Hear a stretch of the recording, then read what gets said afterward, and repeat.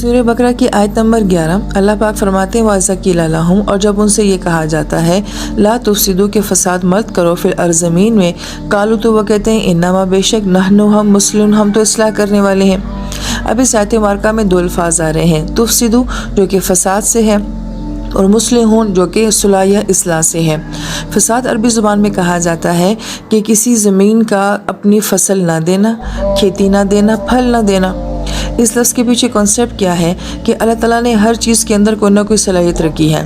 جب وہ چیز اپنی صلاحیت کے مطابق کام نہیں کرے گی تو ہم یہ کہیں گے یہ چیز کیا ہے، فاسد ہوگی ہے۔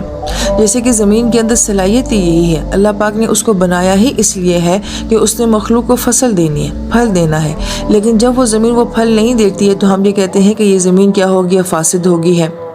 اسی طریقے سے اللہ تعالیٰ نے انسان کو بھی بہت ساری صلاحیتیں دے کر جو ہے وہ پیدا کیا ہے،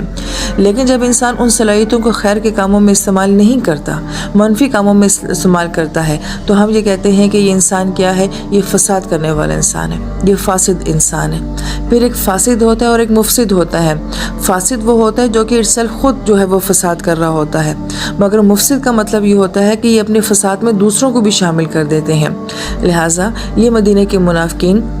جو کہ خود تو شک میں مبتلا تھے، خود تو نفاق کے مرض میں مبتلا تھے، یہ مسلمانوں کے اندر بھی جو ہے شک ڈالتے تھے، ان سے بھی ایسے پیچیدہ قسم کے سوال کرتے تھے جس سے وہ اپنے دین کے بارے میں، اپنے نبی کے بارے میں، اپنے رب کے بارے میں جو ہے مشکوک ہو جائیں، شک کرنے لگ جائیں۔ تو ایکچوئل میں یہ ان کا فساد تھا،